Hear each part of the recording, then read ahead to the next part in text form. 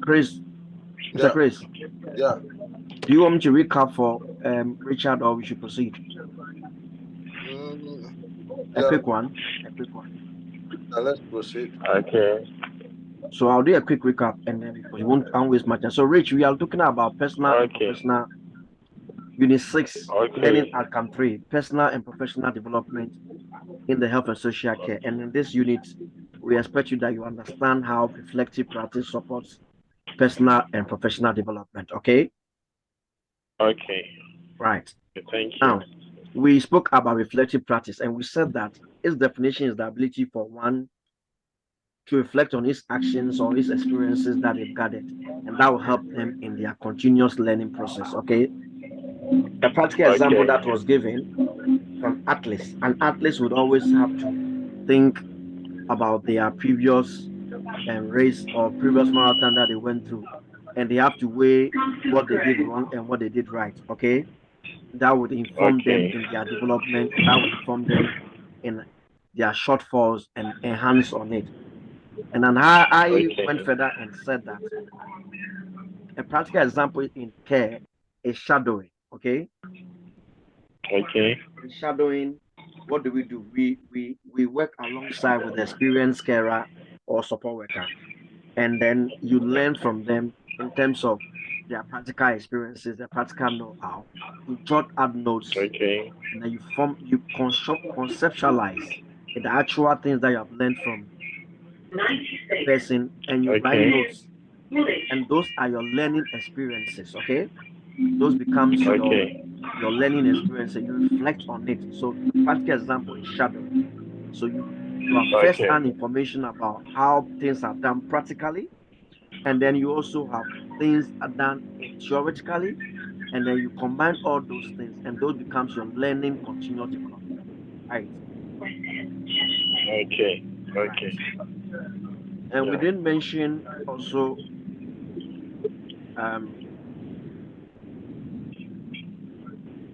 having said that, we mentioned let me proceed. We mentioned the key we also mentioned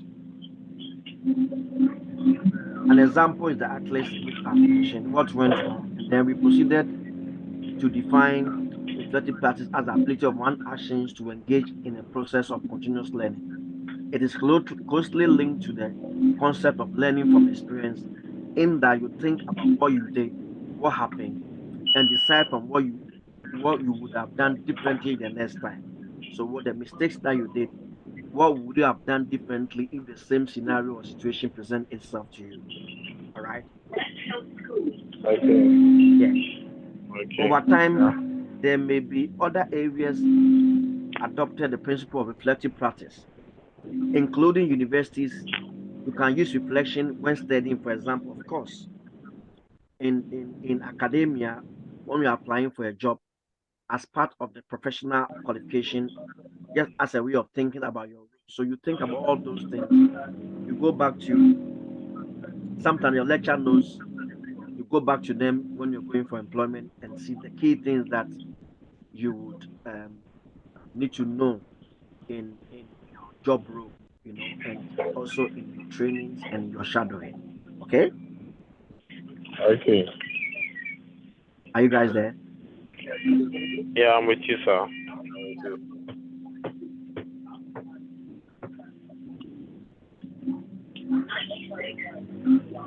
Hello.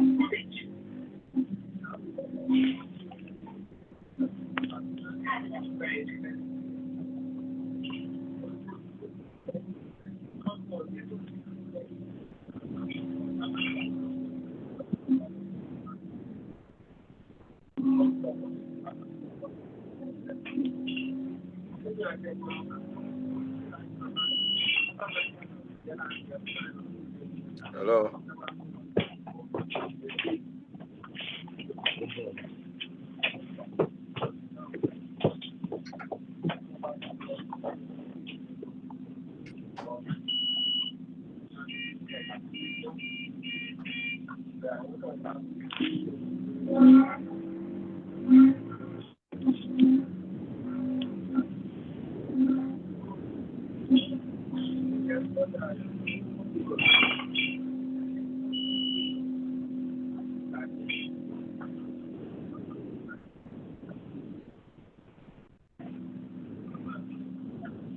Hello,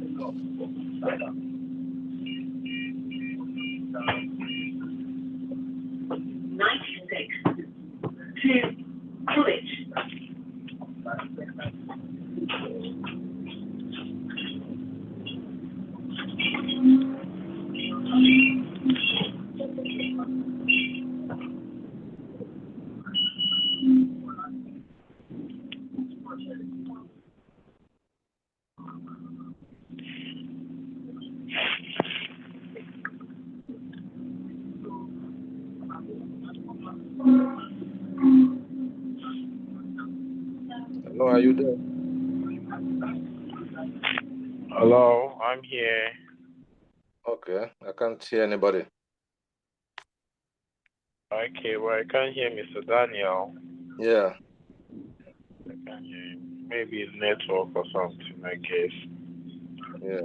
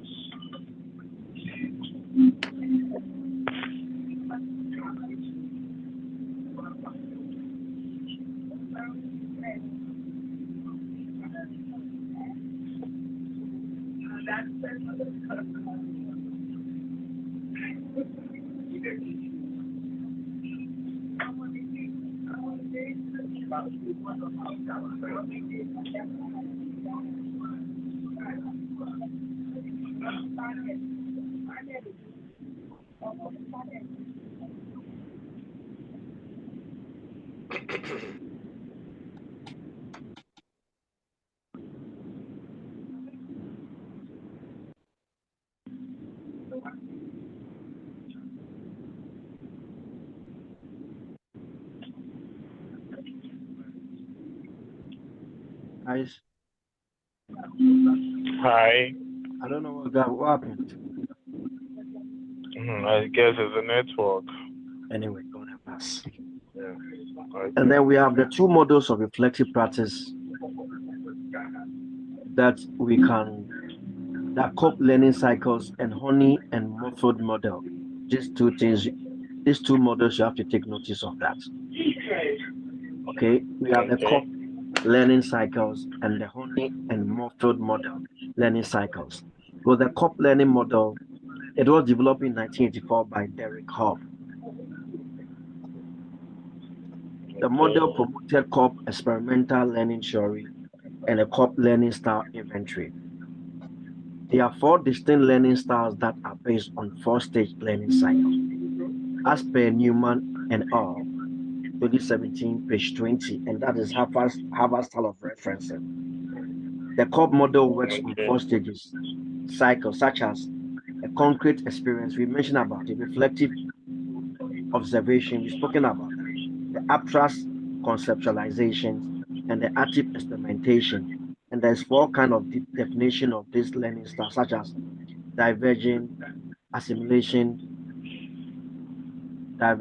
assimilation,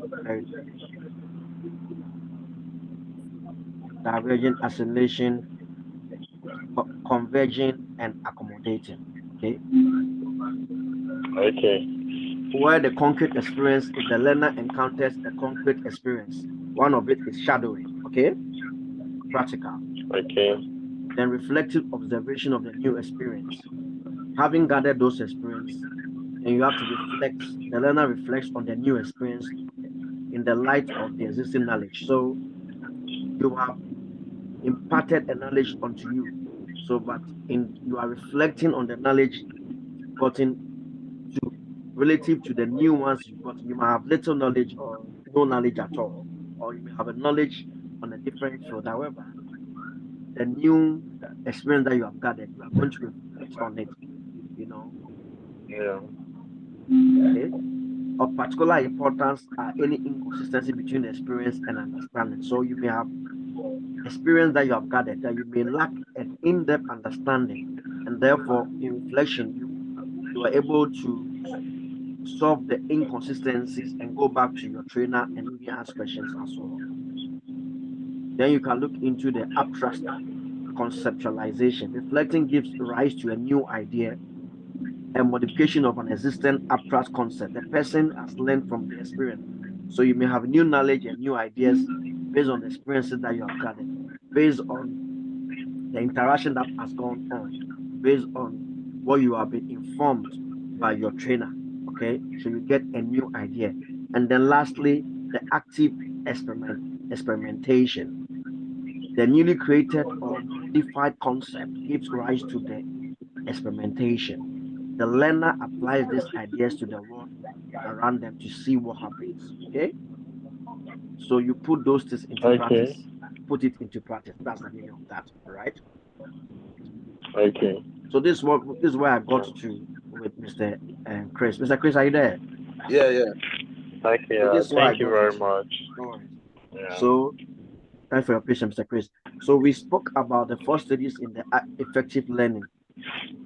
We spoke about the test, the experience, reflection, and the concepts that we have to rely on. This I've explained already. Then let's look at the learning styles.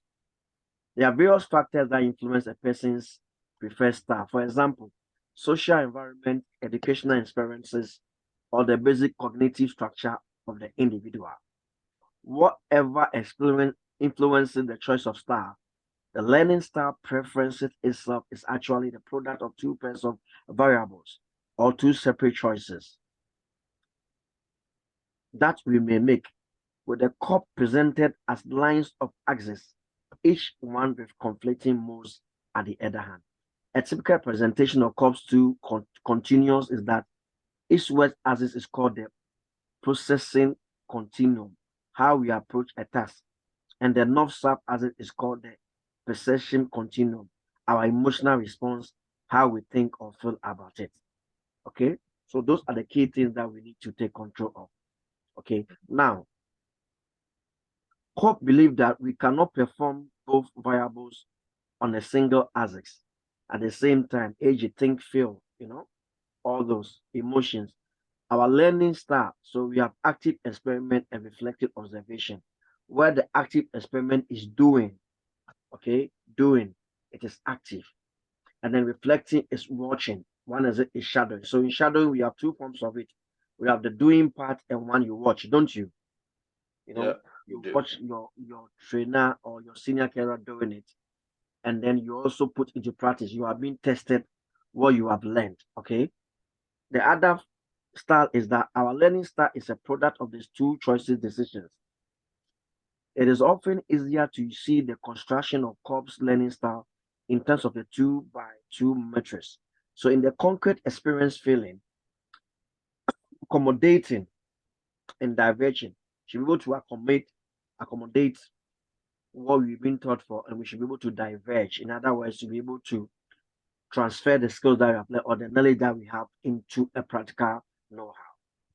Then we have to also look into each learning style presents a combination of two preferred styles. So we mentioned that the abstract concept, which consists of thinking, however, you can either converge or assimilate. Converging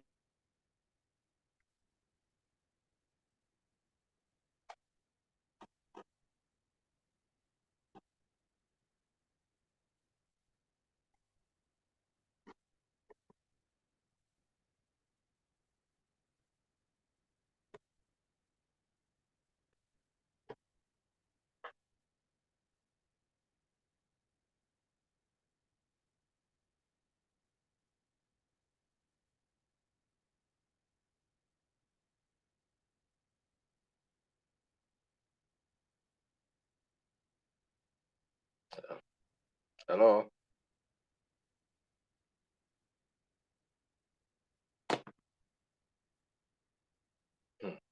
What's happening?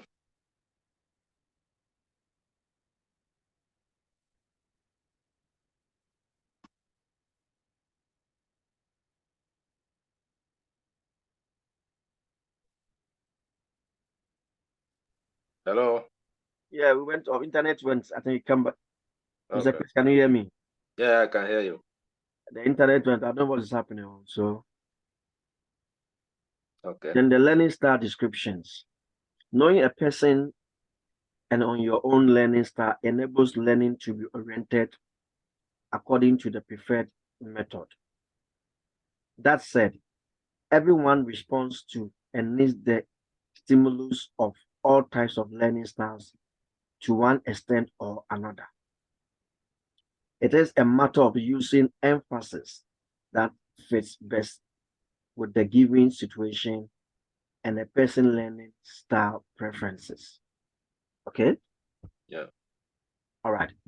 So let's look at the brief description of those 4 learning styles. Divergent. Divergent. These people are able to look at things from different perspectives. They are sensitive. They prefer to watch rather than to do, tending to gather information and use imagination to solve those problems. They are best at viewing concrete situations from different viewpoints. Okay? Yeah. COP called this style diverging because these people perform better in situations that require ideas generation. For example, brainstorming. People with a divergent learning style have broad cultural interests and like to gather information. They are interested in people, tend to be imaginative and emotional, and tend to be strong in the arts. People with the divergent style prefer to work in groups, listen with an open mind, and to receive personal feedbacks. Okay, that's divergent. So Yeah. do you guys see yourself in any of that by assessing yourself? You know what I mean? They like to feel and watch. They don't like to do, but they watch and they solve the issues. Okay. Yeah. And then the assimilating group, they watch and they think. The assimilating learning preference involves a conscious, logical approach. Ideas and concepts are more important than people. These people require good, clear explanation rather than a practical opportunity. They excel at understanding wide range information and organization it in a clear, logical format. People with assimilating learning style are less focused on people and more interested in the ideas and abstract concepts. People with this style are more attracted to logically sound theories than approachable based on practical value. This learning style is important for effectiveness in information and scientist careers, informal learning situations. Okay, so by this, I'm sure you are getting to know who you are, or reflecting to see who you are in, whether you are a divergent personality or accommodating personality, or you know what I mean. Mm-hmm. Okay, now let's look at convergent. People with a convergent learning style can solve problems and use their learning to find solutions to practical issues. They prefer technical tasks and are less concerned with people and interpersonal aspects. People with a convergent learning style are best at finding practical uses for ideas and theories. They can solve problems and make decisions by finding solutions to questions and problems. People with convergent styles are more attracted to technical tasks. It means that they would want to solve issues. They are more in the doing part of personalities. They love to be more practical, okay? They are more practical. They are more technological, okay? Yeah. People with converging style like to experiment new things. So the converging personalities, they love to experiment things. They love to do things in the practical way. Now let's look at accommodating personalities or the style of leadership. The accommodating style of leadership is hands-on and relies on intuition rather than logic. These people use this people analysis and prefer to take a practical experimental approach. They are attracted to new challenges and experience and to carrying out plans. They commonly act on gut instinct rather than logical analysis. People with an accommodating learning style will tend to rely on others for information than carry out their own analysis. Their learning style is prevalent within the general population. Okay. All right. So, in effect, you realize that conversion and accommodating they fall under the category of practical know-how. You understand me? So, personalities within the conversion and accommodating are personalities that love to do things practically. And then diversion and the other ones are people who love to do things by watching. All right. Mm-hmm. Perfect. Then let's look into the honey and muffled learning style. Okay. The honey and muffled. The honey and muffled learning styles are quite distinct style of leadership. The theory states that each one of us will prefer to learn using one or most two of these different learning styles. So let's look into the honey and muffled learning style. Key things is that it comprises around activist, surrealist, pragmatist, and reflector. Those are the three things that we have to look into. Those are the components of the honey and muffled learning style. One needs to be an activist, and then you have to be a surrealist, okay? A reflector, somebody who reflects, and then you have to be a pragmatic, somebody who is pragmatic, practical, okay? Yeah.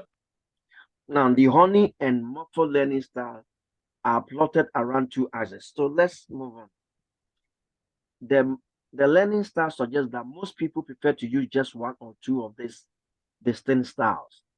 They have produced a questionnaire to help you find your preferred learning style and also to know that each learning style would have a set of learning activities that are best suited to it. Okay, Okay.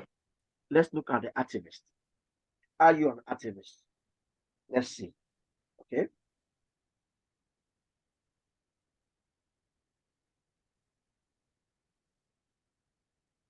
okay.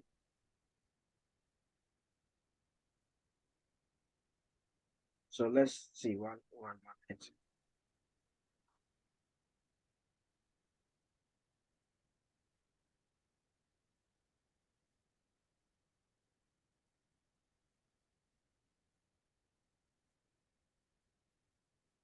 So we have the activists are people who learn best by doing. They like to get their hands dirty and are enthusiastic about being thrown in at the deep end and trying new things.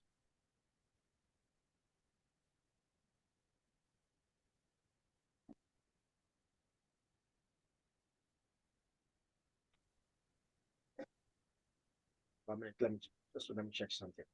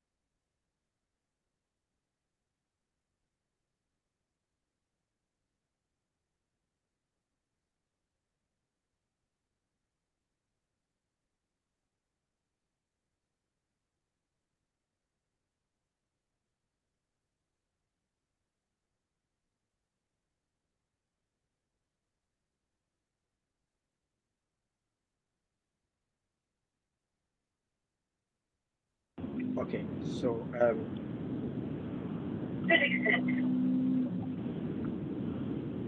the activists, these are people who learn best by doing.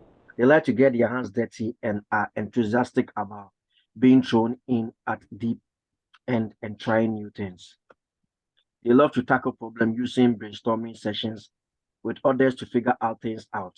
They are more than happy to lead sessions themselves.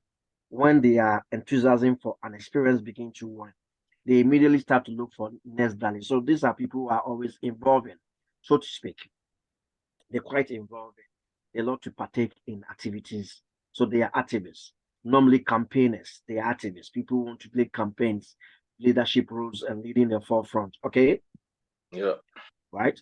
All right. Then we need to look into the tourists. I mean, as the name connotes or denotes, these are people who are not practical oriented people, but they love the theory part of things. They learn by understanding the theory behind why it is the way it is, and they need models, concepts, fast to be able to learn differently. They enjoy analyzing and assimilating information from their own theories. They value logic and rational thinking. Okay, Mhm. and then 1 minute.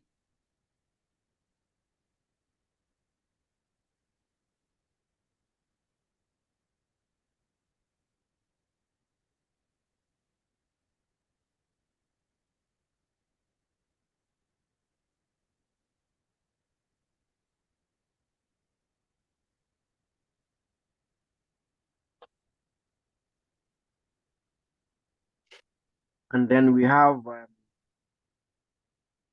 they learn best when there is theory or logical model behind everything that they learn. They have the opportunity to ask questions and they can see the purpose behind everything that they learn.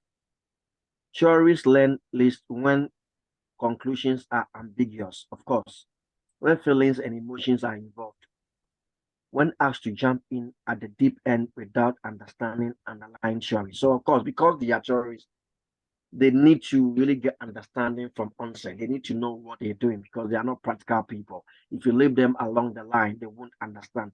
So theories, these are people who understand models, they understand facts and figures, they understand codes and all that. So let's look at the pragmatist. Who is a pragmatist? These are people who can see how what they are learning and can put into practice into the real world. They like to take a new idea. They have learned and immediately try to put things into practice. They want to seek out new ways to use what they have learned in practice. They are practical, down to earth types who like to get on and get things done. Pragmatists learn best when they can see the connection between what they are learning and it is in use in practice. What they are learning is practically superior to current way of doing things. They can see feedback and how they are doing as an expert and the practical example they can copy and build on. Okay, then let's look at the reflectors. Reflectors are people who learn best when they can observe others and think about them, just like shadowing. They avoid jumping straight and prefer to watch first. They like to collect data from many sources and perspectives. Then they think about it thoroughly before reaching a conclusion. In other words, people who love to solve issues, mediators, we can say they are reflectors. Mediators would always want to, once that you lodge a complaint with them, they would have to listen to the other person, isn't it? Yeah. Okay. So they solve mediators, they solve solutions, they are solutions. They don't just listen to one person, just like a judge. They will have to listen to the other person to make an informed decisions. So these are reflectors. Okay. Now, reflectors can learn best when given time to think before they have to take any action. And that's what judges do. They have to listen to everyone, give fair hearing to every single person before passing a ruling. Giving time to investigate. What do? They investigate before they have to take any action. Okay? Reflectors learn best when aggressive deadlines rush them. Okay? They have to do things without having adequate time to prepare. forced to take lead in group situation. Okay, so let's look at a bit of the advantages, disadvantages in those learning style. The advantages, therefore, will be that some of the benefits of the model include learning using most situated style to see who can make learning easier, faster, more effective, and more fun. By increasing your awareness of how you like to learn, you create the foundation for improving your learning skills. You can't address your weak areas to become a more rounded learner. Okay? You can read about this. And the disadvantage will therefore be that there are several criticisms have been leveled at the honey and muffled learning style model. Oh, yes? It is inconclusive whether the questionnaire really measures your preferred learning style or whether it is merely or personality test. It is not always easy to learn a subject in the manner that is most suited for you. For example, it is difficult to learn the law. One question. It is difficult to learn. 1 minute. It is difficult to learn the law by merely doing. It is difficult to learn to become a carpenter by watching it. Is that true? Yeah. Is that true, Mr. Chris? Yeah. Richard, are you there? I think he's gone, right? I don't think so. Okay. Yeah, so it is not always the case based on what the learning style of honey and muffled says, because you cannot just watch a carpenter and adapt the way they work in, isn't it? You need to really have a combination of both watching and both practical, isn't it? Yeah. And even the practical, you might need to probably study for maybe sometimes 6 months or even 1 year. Yeah. Okay. Okay. So having said that, that'll be your homework or that'll be your first assignment. It says that take a quiz on Holly and Muffled Learning Style questionnaire, which you can find based on the website given. Once you complete, take a screenshot of the result and save it. Take a quiz on Honey and Muffled Learning Style questionnaire, www. Blah, blah, blah. Once you complete it, take a screenshot of the result and save it. Okay? Okay. All right. And they said there are different beliefs, values, and life experiences. But when supporting individuals in health and social care sector, it is important that these factors do not impact on the practice through our personal attitude and behavior. Through your life, belief, values, and life experience develop. As children, individuals are dependent on close family and carers as they direct and shape their thoughts and behavior. They also encourage and reward those that meet crucial cultural customs, traditions, expectations in relating to manners. And growing up, individuals become more exposed to society, preferences, attitudes, values, beliefs develop as a result of new experiences and the influence of factors such as role models, peer groups, education, religious institution, and media. So these are key things that we have to look into. Now, question.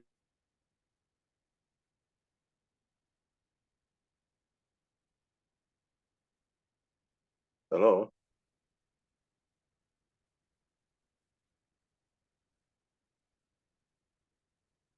Hello.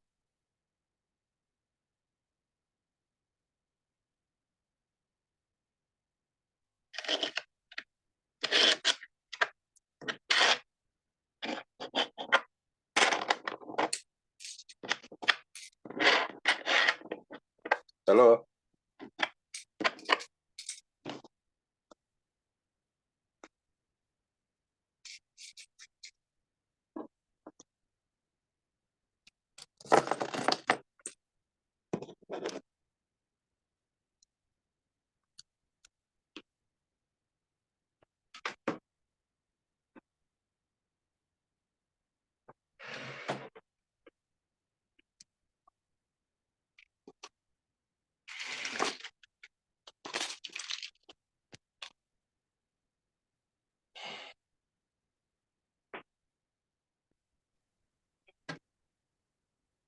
Hello. Yes, Chris, you went off. No, I didn't. I was trying to reach you because I want to go and take my daughter to GP. We have an appointment. Okay, that's fine. That's fine. Okay. So you can watch if you want to leave. That's fine. I'll finish up and you can check the recording later on. Okay. Okay. All right. Thank you. All right. That's fine. Yeah. Bye. Yeah, that's fine. And then we have your question 2 is why is it important that workers' own attitude and positive towards the beliefs, values, and life experiences individual? Our answer is that to support the question again, why is it important that workers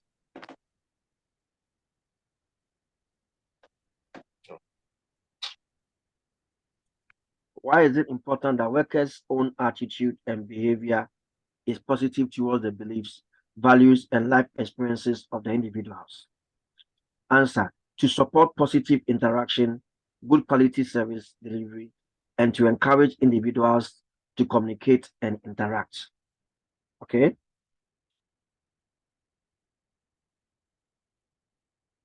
Then we need to look into what we call personal attitude and behavior.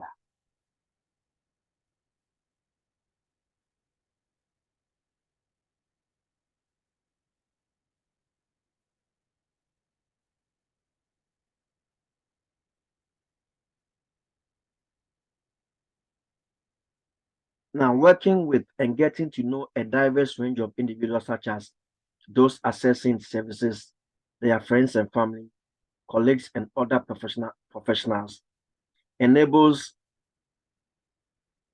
health and social workers to develop their knowledge and understand different ways of thinking. A consequences tolerance of respect for others develop both, which are important when meeting individual needs and preferences. Having their differences acknowledged and understood helps individuals to develop a sense of belonging, increasing their self-esteem, improving their well-being. As a result, workers can become more open-minded to new experiences, opportunities, challenges, and able to develop relationships as well.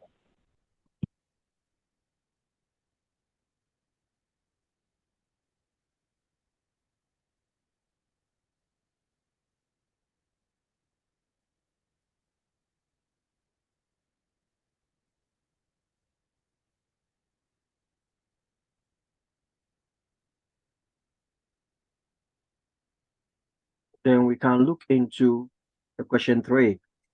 Think about the influences on your development from past to present, who and what they have been.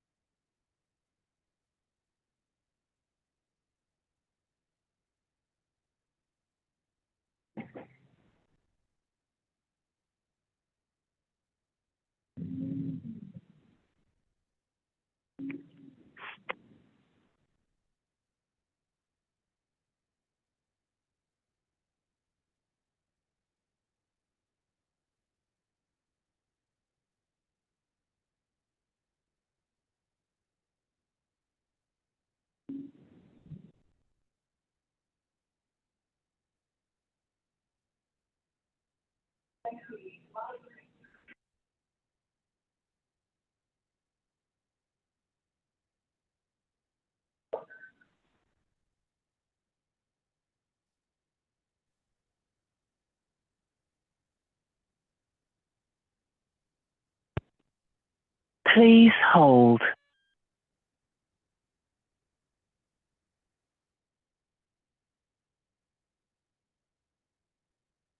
The answer it include family, friends, careers, colleagues, school friends. Same might apply. Then we can look into how would you describe yourself? How would you describe yourself now in terms of beliefs, values, and preferences? An answer that we're expecting is that beliefs, values, preferences may be more focus as we grow up may be influenced by our family and friends. Okay. And then the other question is that, how would you like others to see you? The answer will be that often we would like others to see us as caring, with good values and belief systems.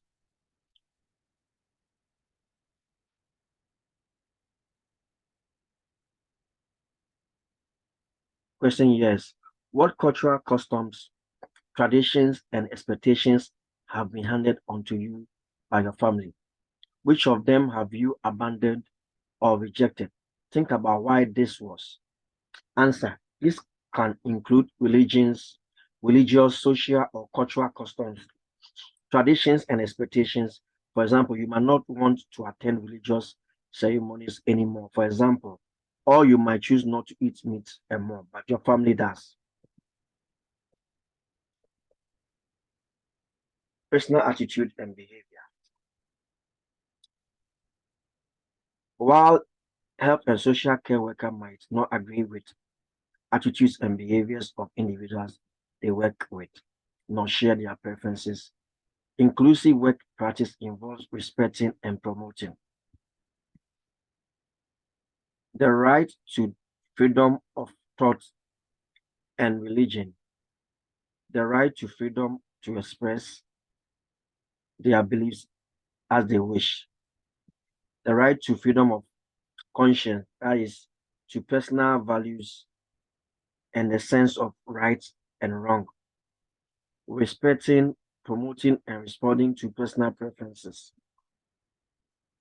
Practice which doesn't demonstrate inclusive practice, for example, denying someone the opportunity to worship in the way that their religion dictates, or to choose what to eat or wear, is oppression. Oppression behavior denies the individuals their freedom and is a form of abuse. Of course, the patients that carers take care of, they should give them the right to freedom of religion and right to cultural and right to conscience, right to dignity and choices. And in the absence of any of such, we are trying to impose ourselves to them, and it is wrong. The question here, therefore, will be: think about your practice and how you could improve it. Monitor improvement in your practice by checking with individuals you support that you are showing respect for, their beliefs, values, preferences, and cultural backgrounds. In other words, that you are developing inclusive work practices and that your attitude and behavior demonstrate respect for these individual differences.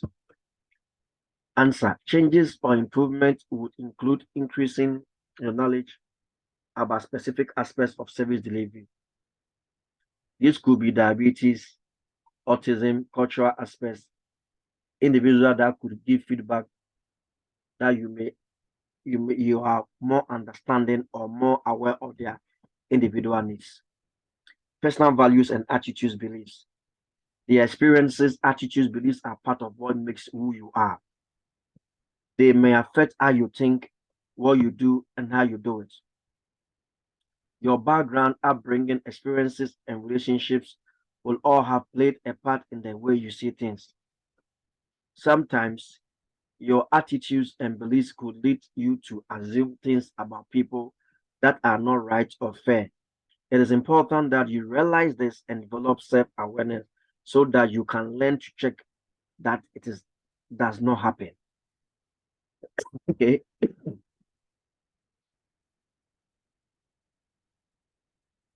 Then you could also look into what you should take time to learn about and understand the different attitudes and beliefs of others so that you can work with individuals in a way that takes into their accounts. Okay. Beliefs are things in life that you feel strongly about, that guide you in your daily life and are linked very closely to your morals and values. Attitudes are the approaches and opinions and mindset that you have developed through your upbringing and life and learning experiences. Personal values are principles and standards upon which we live our lives on.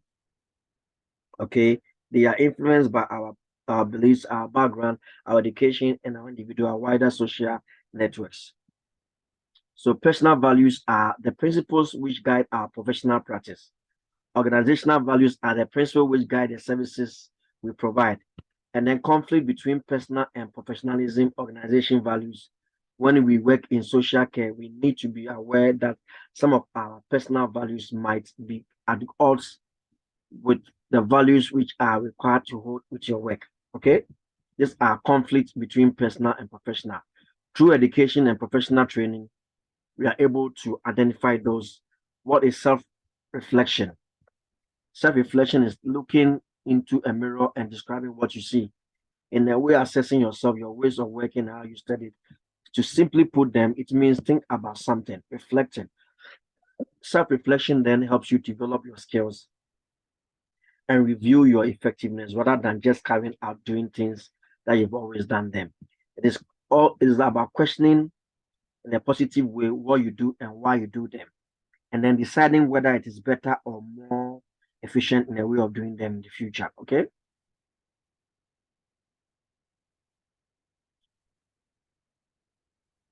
And then we have to look into strengths, your weaknesses, what we call SWOT analysis. Okay. What are your strengths? Am I well organized? Do I do things proper? What are your weaknesses? What are my weaknesses? For example, am I easily distracted? Do I need more practice with a particular skill? And skills, what skills do I have? And what am I good at? And the problems. What problems are there that I work that may affect me? For example, responsibilities, distractions that may impact on study or on work. Then achievements. What have I achieved? Happiness. What are there things what I'm unhappy with or disappointed about? What makes me happy? Solutions. Okay. Then we have to look at how we could assess reflective practice support professionals. So reflective practice is a process of critical evaluation and self-assessment whereby one deeply explores and invents in order to learn from the experiences. Reflective practice can benefit practice through enhancing professionalism and encouraging self-directed learning. Okay. CPD is a traditional diverse using an input-based model where the time and attendance of activities such as lectures, seminars are accrued. Although its model ensures a learning activity has been undertaken, it does not ensure any actual learning has accrued, okay, whether it has been resulting in increase in professional competency. The addition of RPs to this new cycle ensures that the completed CPD activity more deeply consider that specific learning has occurred. Okay. The role of reflection in outcome-based CPD. Visually and Onatisa describe the role of RP plays in CPD. It promotes the development of self-awareness and critical thinking about the practice. It relates to theory and practice by offering a systematic way of educating professionals in their everyday work. It enhances professionalism by placing responsibility with the individual practitioner to be open-minded and committed to an inquiry-based approach. Places problems faced by. So we have looking Professor Brandon Copeland, University of South Wales, designed the reflective practice infinity loop. What it does is that it improves self-awareness and it facilitates the development of knowledge in action. These are two things that you have to look into and read. It builds creativity and practice effectiveness. It offers a mechanism for coping with demands.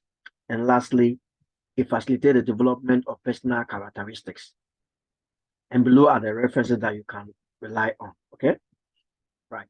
So in today's lectures, a plenary will be referred to the ebooks and journals on the model for this unit. look at additional readings, reflective practice in health and social care, and how to reflect effectively. Benefits of becoming a reflective practitioner, which you can read about. Any queries, you could email to this learner work at UK Versity. We expect you to start your assignments 2 weeks from now. All right. All right. Thank you. In the absence of nothing, I'll end the lectures. Okay.